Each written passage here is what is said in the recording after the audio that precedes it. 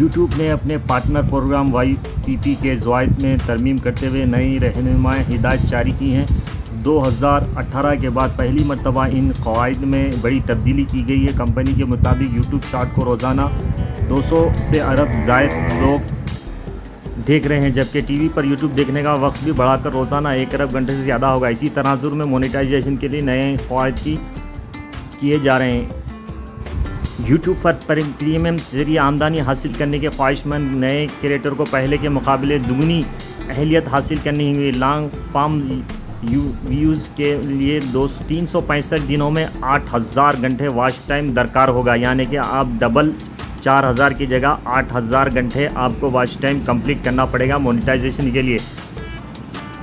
Shorts YouTube shorts के लिए 90 दिनों में 2 करोड़ यानी कि 20 मिलियन व्यूज़ हासिल करना होगा। फ़िलहाल ये है हद 1 करोड़ है। यूट्यूब ने वाज़ेह किया है कि YPP की शामिल 30 लाख से ज़ायद क्रिएटर पर ये एंट्री शायद लागू नहीं होगी।